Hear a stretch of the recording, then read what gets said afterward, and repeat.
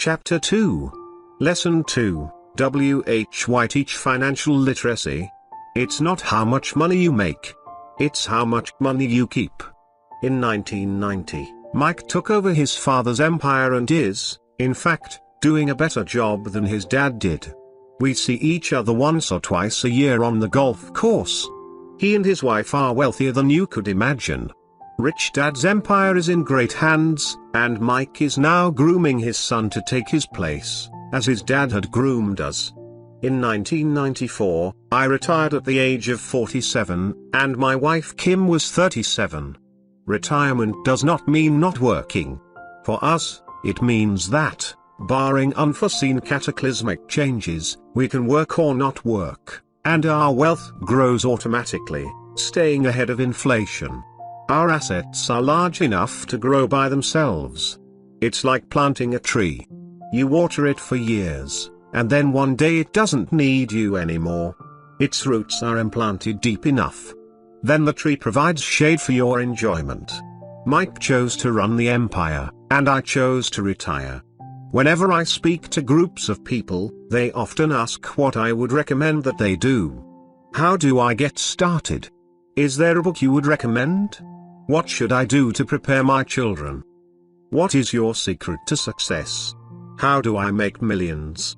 Whenever I hear one of these questions, I'm reminded of the following story, The Richest Businessman. In 1923, a group of our greatest leaders and richest businessmen held a meeting at the Edgewater Beach Hotel in Chicago. Among them were Charles Schwab, head of the largest independent steel company, Samuel Insull, president of the world's largest utility, Howard Hopson, head of the largest gas company, Buck Rozier, president of International Match Go, one of the world's largest companies at that time, Leon Frazier, president of the Bank of International Settlements, Richard Whitney, president of the New York Stock Exchange, Arthur Cotton and Jesse Livermore, two of the biggest stock speculators, and Albert Fall, a member of President Harding's cabinet. 25 years later, 9 of these titans ended their lives as follows. Schwab died penniless after living for 5 years on borrowed money. Insull died broke in a foreign land, and Crozier and Cotton also died broke. Hopson went insane. Whitney and Albert Fall were released from prison, and Fraser and Livermore committed suicide. I doubt if anyone can say what really happened to these men. If you look at the date, 1923, it was just before the 1929 market crash and the Great Depression, which I suspect had a great impact on these men and their lives. The point is this: today we live in times of greater and faster change than these men did. I suspect there will be many booms and busts in the coming years that will parallel the ups and downs these men faced. I am concerned that too many people are too focused on money and not on their greatest wealth, their education. If people are prepared to be flexible, keep an open mind and learn, they will grow richer and richer despite tough changes. If they think money will solve problems, they will have a rough ride. Intelligence solves problems and produces money. Money without financial intelligence is money soon gone. Most people fail to realize that in life, it's not how much money you make. It's how much money you keep.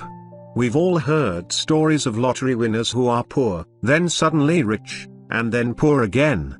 They win millions, yet are soon back where they started.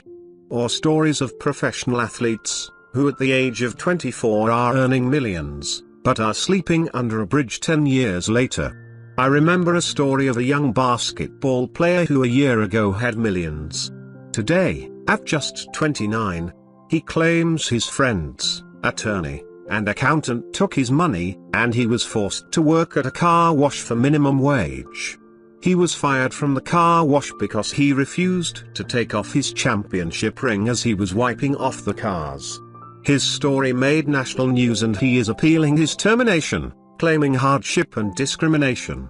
He claims that the ring is all he has left and if it was stripped away, he'll crumble. I know so many people who became instant millionaires.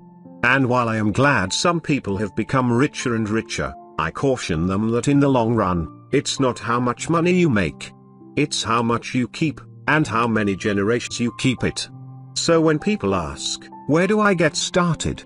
Or tell me how to get rich quick, they often are greatly disappointed with my answer. I simply say to them what my rich dad said to me when I was a little kid.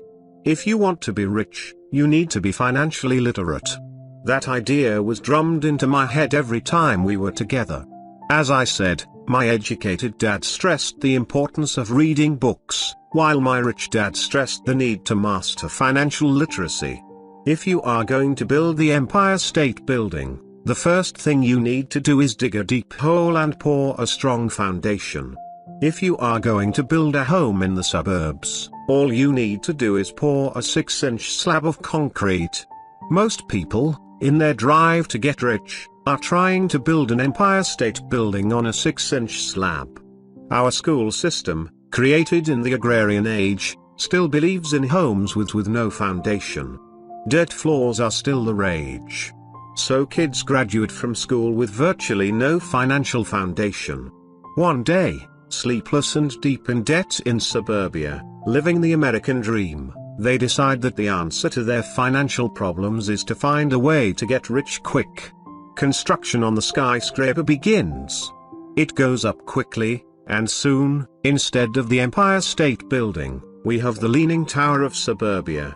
The sleepless nights return. As for Mike and me in our adult years, both of our choices were possible because we were taught to pour a strong financial foundation when we were just kids. Accounting is possibly the most confusing, boring subject in the world, but if you want to be rich long term, it could be the most important subject. For Rich Dad, the question was how to take a boring and confusing subject and teach it to kids. The answer he found was to make it simple by teaching it in pictures. My rich dad poured a strong financial foundation for Mike and me. Since we were just kids, he created a simple way to teach us. For years he only drew pictures and used few words. Mike and I understood the simple drawings, the jargon, the movement of money, and then in later years, Rich Dad began adding numbers. Today, Mike has gone on to master much more complex and sophisticated accounting analysis because he had to in order to run his empire. I am not as sophisticated because my empire is smaller, yet we come from the same simple foundation. Over the following pages, I offer to you the same simple line drawings Mike's dad created for us. Though basic, those drawings helped guide two little boys in building great sums of wealth on a solid and deep foundation. Rule 1. You must know the difference between an asset and a liability. And by assets.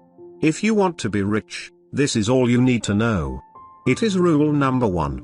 It is the only rule. This may sound absurdly simple, but most people have no idea how profound this rule is. Most people struggle financially because they do not know the difference between an asset and a liability. Rich people acquire assets. The poor and middle class acquire liabilities that they think are assets, said Rich Dad. When Rich Dad explained this to Mike and me, we thought he was kidding. Here we were, nearly teenagers and waiting for the secret to getting rich, and this was his answer. It was so simple that we stopped for a long time to think about it. What is an asset? Asked Mike. Don't worry right now, said Rich Dad. Just let the idea sink in. If you can comprehend the simplicity, your life will have a plan and be financially easy. It is simple. That is why the idea is missed. You mean all we need to know is what an asset is, acquire them, and we'll be rich? I asked. Rich Dad nodded his head. It's that simple. If it's that simple, how come everyone is not rich? I asked. Rich Dad smiled. Because people do not know the difference between an asset and a liability. I remember asking, how could adults be so misguided?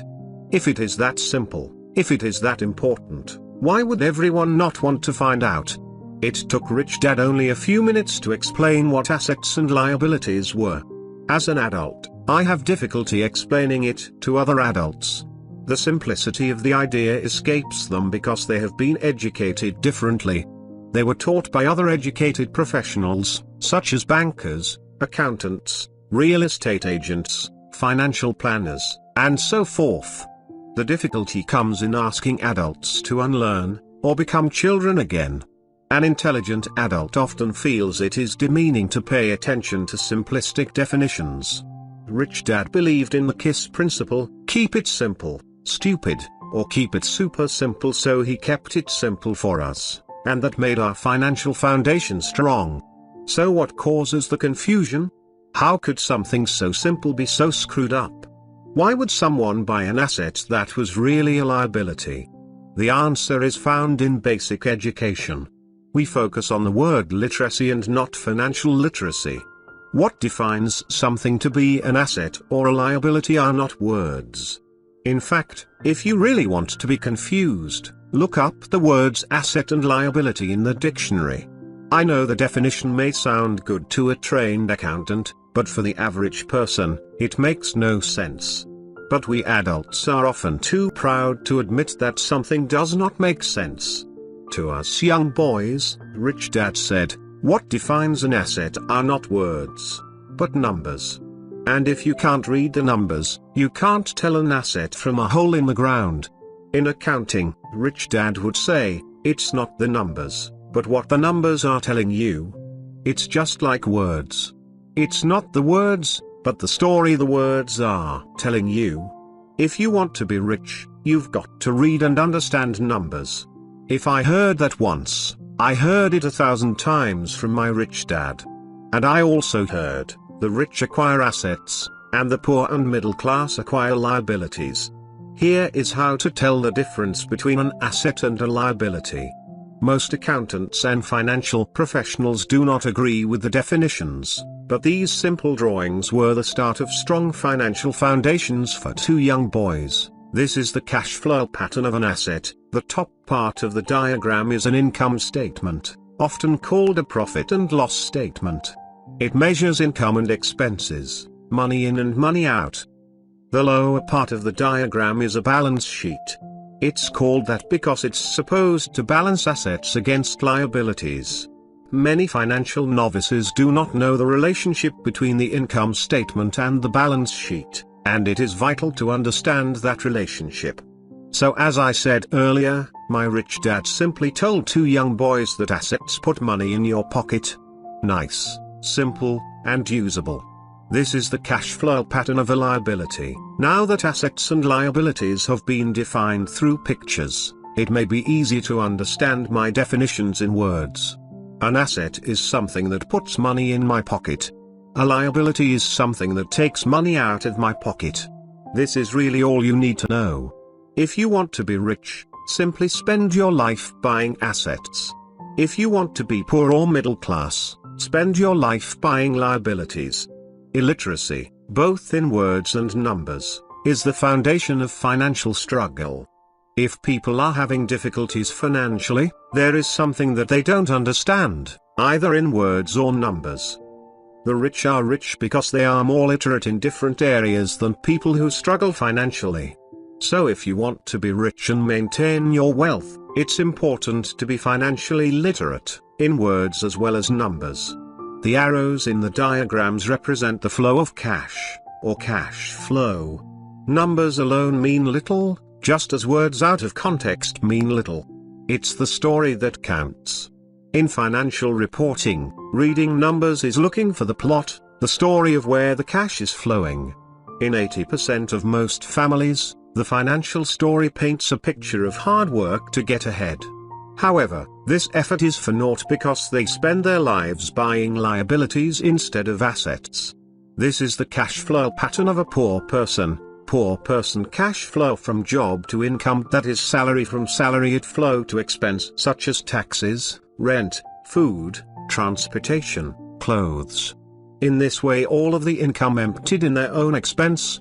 This is the cash flow pattern of a person in the middle class. Middle class person cash flow from job to income, that is salary from salary it flow to liabilities such as mortgage, car loans, credit card debt, school loans, and from liabilities it flow through expense such as taxes, mortgage payment, car payment, card payment, school loan payment.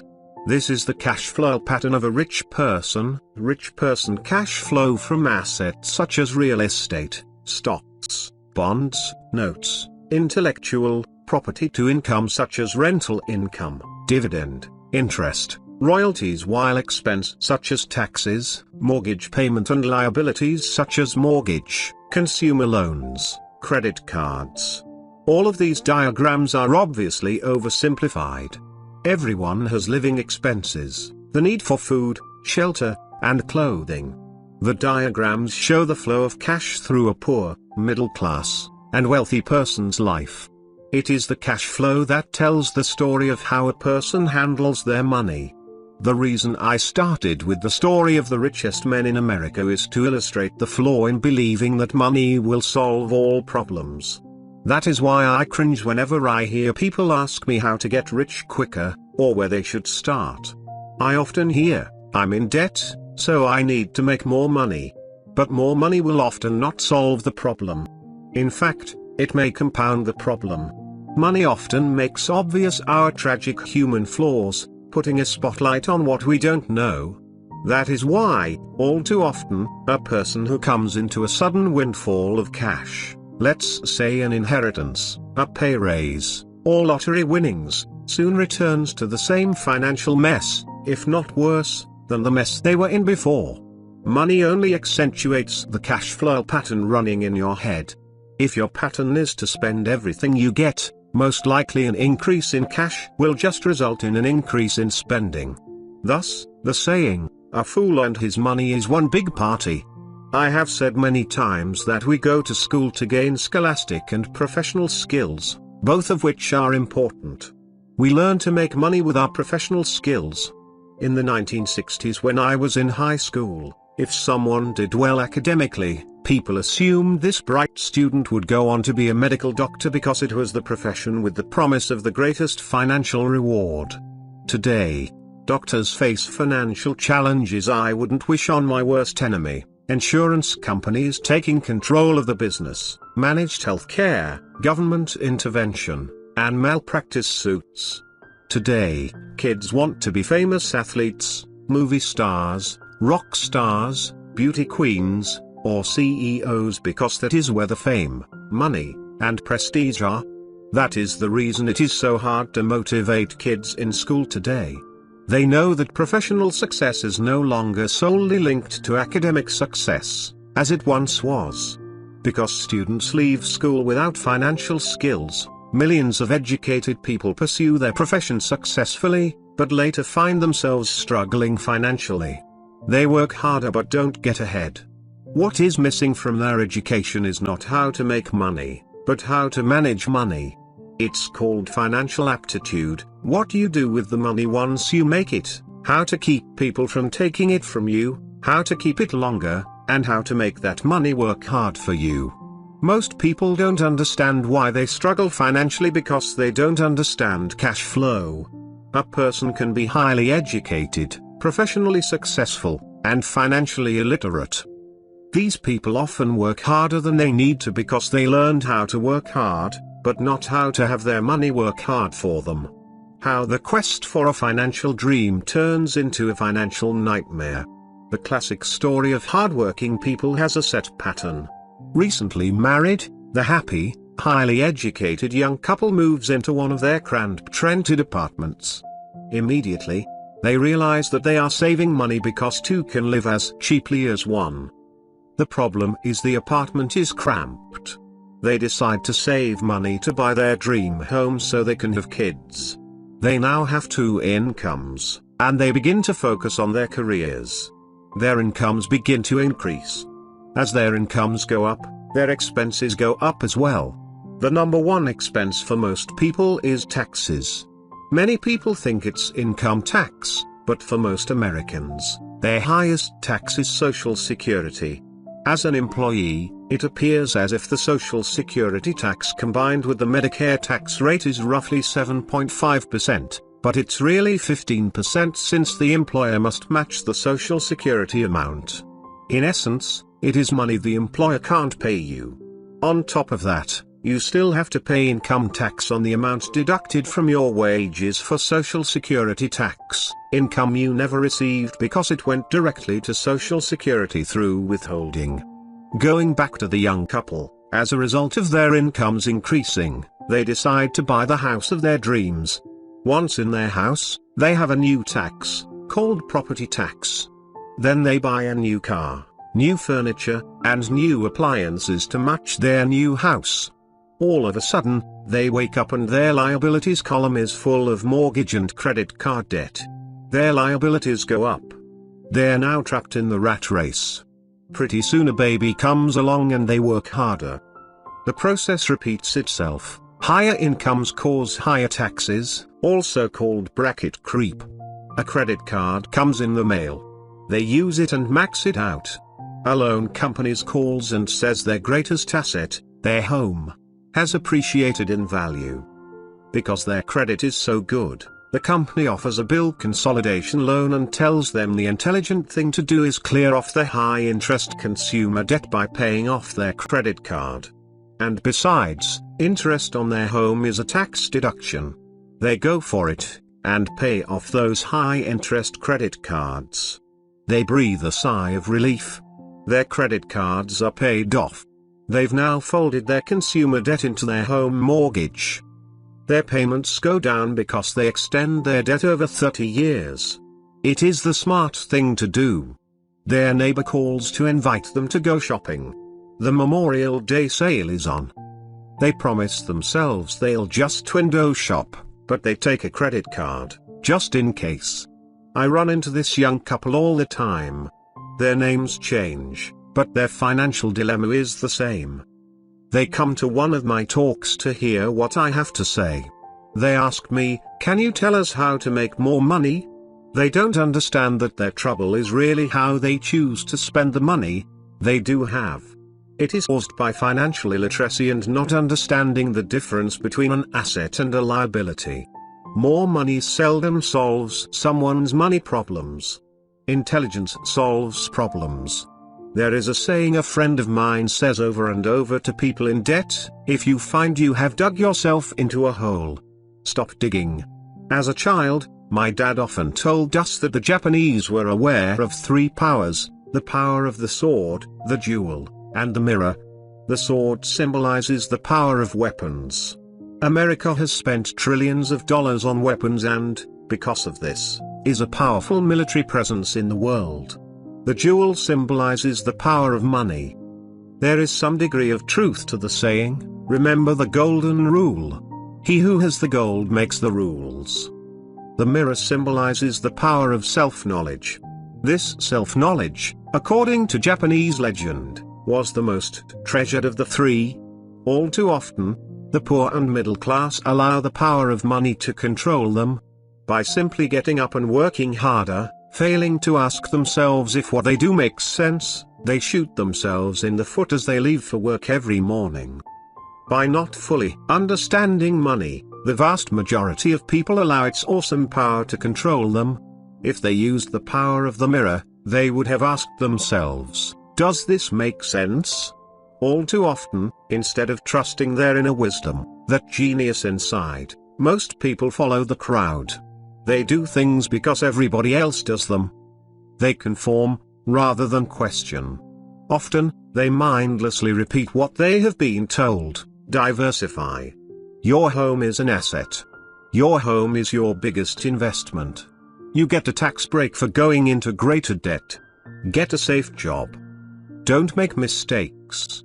Don't take risks. It is said that the fear of public speaking is a fear greater than death for most people. According to psychiatrists, the fear of public speaking is caused by the fear of ostracism, the fear of standing out, the fear of criticism, the fear of ridicule, and the fear of being an outcast. The fear of being different prevents most people from seeking new ways to solve their problems. That is why my educated dad said the Japanese value the power of the mirror the most, for it is only when we look into it that we find truth. Fear is the main reason that people say, play it safe. That goes for anything, be it sports, relationships, careers, or money.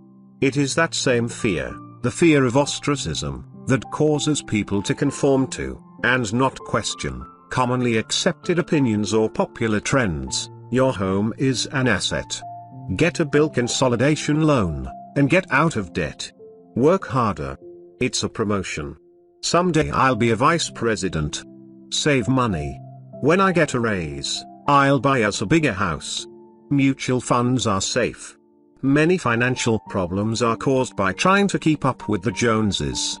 Occasionally, we all need to look in the mirror and be true to our inner wisdom rather than our fears.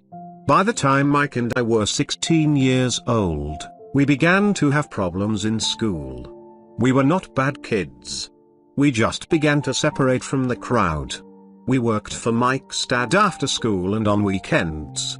Mike and I often spent hours after work just sitting at a table with his dad while he held meetings with his bankers, attorneys, accountants, brokers, investors, managers, and employees.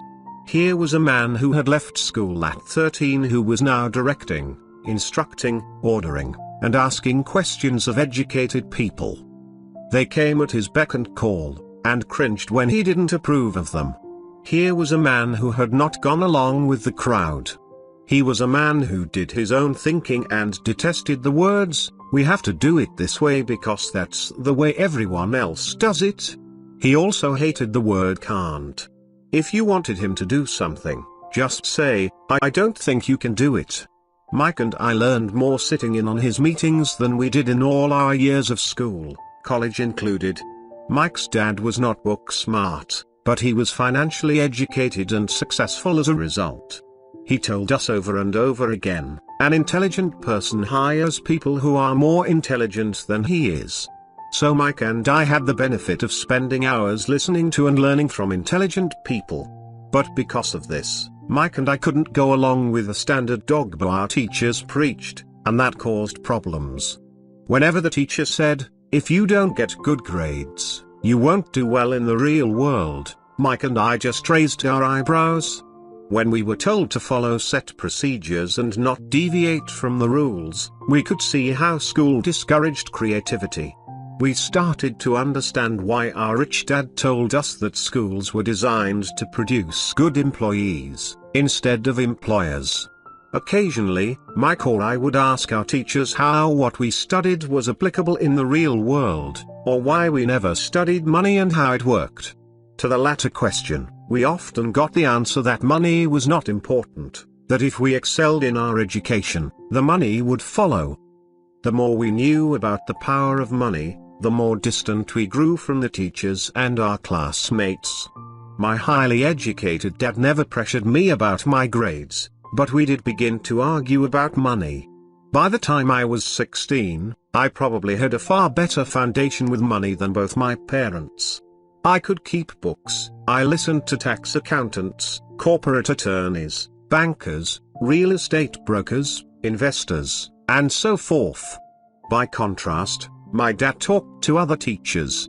One day my dad told me that our home was his greatest investment. A not too pleasant argument took place when I showed him why I thought a house was not a good investment. The above diagram illustrates the difference in perception between my rich dad and my poor dad when it came to their homes. One dad thought his house was an asset, and the other dad thought it was a liability.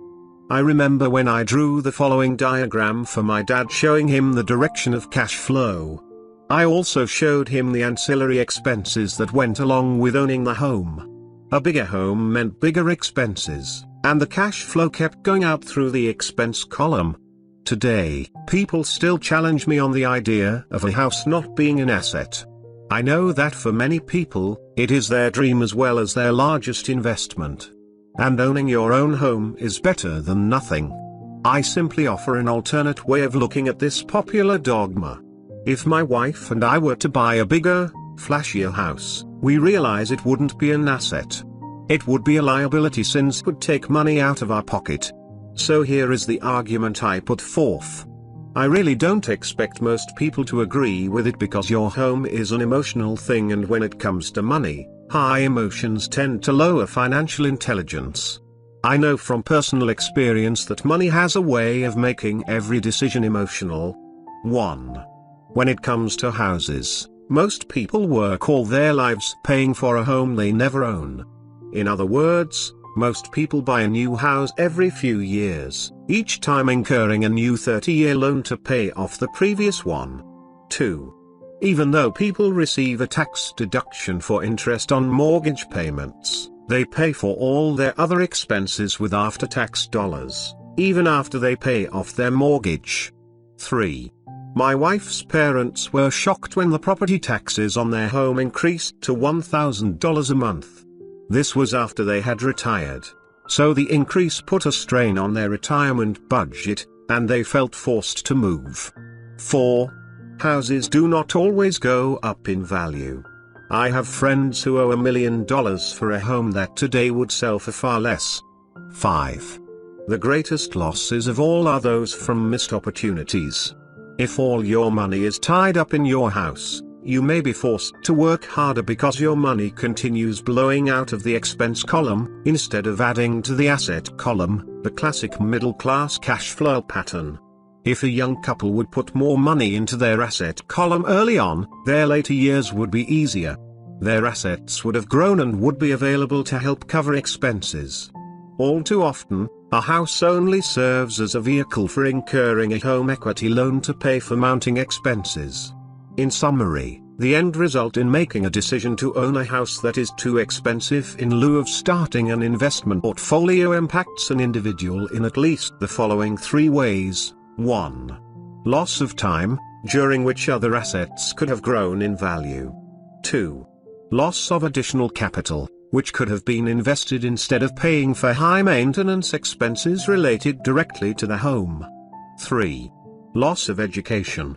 Too often, people count their house and savings and retirement plans as all they have in their assets column. Because they have no money to invest, they simply don't invest. This costs them investment experience. Most never become what the investment world calls a sophisticated investor. And the best investments are usually first sold to sophisticated investors, who then turn around and sell them to the people playing it safe. I am not saying don't buy a house. What I am saying is that you should understand the difference between an asset and a liability. When I want a bigger house, I first buy assets that will generate the cash flow to pay for the house. My educated dad's personal financial statement best demonstrates the life of someone caught in the rat race. His expenses match his income, never allowing him enough left over to invest in assets. As a result, his liabilities are larger than his assets.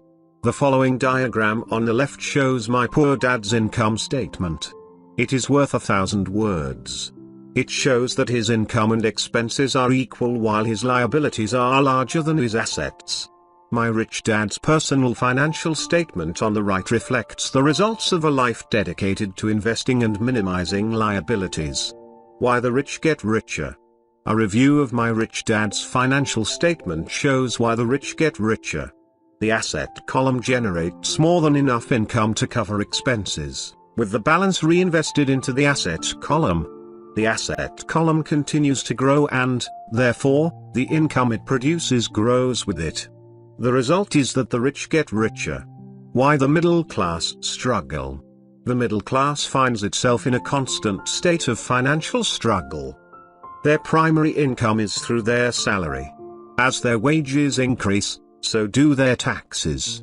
Their expenses tend to increase in proportion to their salary increase, hence, the phrase the rat race. They treat their home as their primary asset, instead of investing in income-producing assets. This pattern of treating your home as an investment, and the philosophy that a pay raise means you can buy a larger home or spend more, is the foundation of today's debt-ridden society. Increased spending throws families into greater debt and into more financial uncertainty, even though they may be advancing in their jobs and receiving raises on a regular basis. This is high-risk living caused by weak financial education. The massive loss of jobs in recent times proves how shaky the middle class really is financially. Company pension plans are being replaced by 401k plans. Social Security is obviously in trouble and can't be relied upon as a source for retirement. Panic has set in for the middle class. Today, mutual funds are popular because they supposedly represent safety. Average mutual fund buyers are too busy working to pay taxes and mortgages, save for their children's college, and pay off credit cards. They do not have time to study investing, so they rely on the expertise of the manager of a mutual fund. Also, because the mutual fund includes many different types of investments, they feel their money is safer because it is diversified. This educated middle class subscribes to the dogma put out by mutual fund brokers and financial planners: play it safe. Avoid risk. The real tragedy is that the lack of early financial education is what creates the risk faced by average middle class people. The reason they have to play it safe is because their financial positions are tenuous at best. Their balance sheets are not balanced. Instead, they are loaded with liabilities and have no real assets that generate income. Typically, their only source of income is their paycheck. Their livelihood becomes entirely dependent on their employer. So when genuine deals of a lifetime come along, these people can't take advantage of them because they are working so hard, are taxed to the max, and are loaded with debt.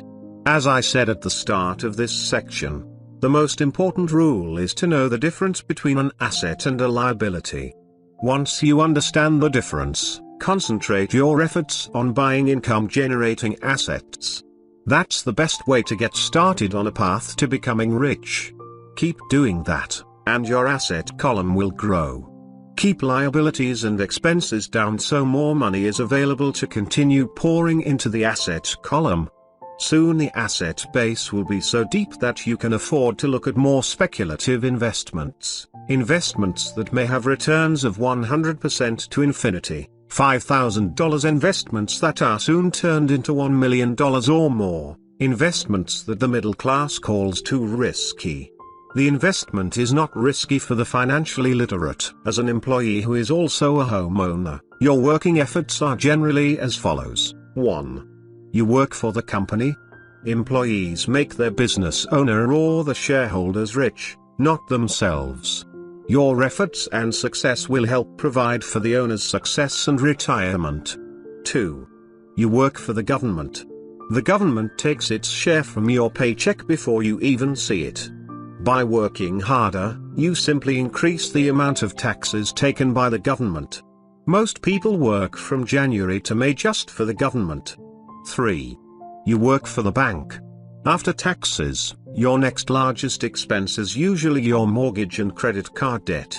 The problem with simply working harder is that each of these three levels takes a greater share of your increased efforts. You need to learn how to have your increased efforts benefit you and your family directly. Once you have decided to concentrate on minding your own business, focusing your efforts on acquiring assets instead of a bigger paycheck, how do you set your goals? Most people must keep their job and rely on their wages to fund their acquisition of assets. As their assets grow, how do they measure the extent of their success? When does someone know that they are rich, that they have wealth? As well as having my own definitions for assets and liabilities, I also have my own definition for wealth. Actually, I borrowed it from a man named R. Buckminster Fuller. Some call him a quack, and others call him a genius. Years ago he got architects buzzing because he applied for a patent for something called a geodesic dome. But in the application, Fuller also said something about wealth. It was pretty confusing at first, but after reading it, it began to make some sense. Wealth is a person's ability to survive so many number of days forward, or, if I stopped working today, how long could I survive? Unlike net worth, the difference between your assets and liabilities, which is often filled with a person's expensive junk and opinions of what things are worth, this definition creates the possibility for developing a truly accurate measurement. I could now measure and know where I was in terms of my goal to become financially independent. Although net worth often includes non-cash producing assets, like stuff you bought that now sits in your garage, wealth measures how much money your money is making and, therefore, your financial survivability. Wealth is the measure of the cash flow from the asset column compared with the expense column. Let's use an example. Let's say I have cash flow from my asset column of $1,000 a month. And I have monthly expenses of $2,000. What is my wealth? Let's go back to Buckminster Fuller's definition. Using his definition, how many days forward can I survive? Assuming a 30-day month, I have enough cash flow for half a month. When I achieve $2,000 a month cash flow from my assets, then I will be wealthy. So while I'm not yet rich, I am wealthy. I now have income generated from assets each month that fully cover my monthly expenses. If I want to increase my expenses, I first must increase my cash flow to maintain this level of wealth.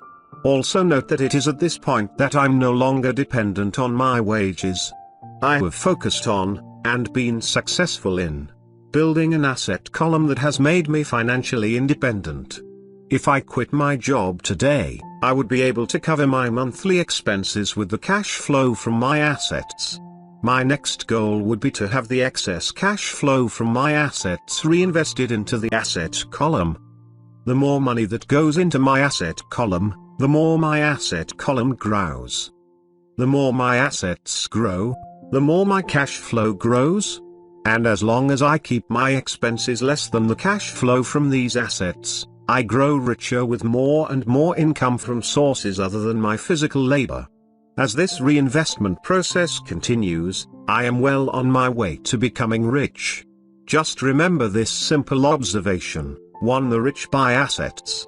2. The poor only have expenses. 3. The middle class buy liabilities they think are assets. So how do I start minding my own business? What is the answer? Listen to the founder of McDonald's in the next chapter.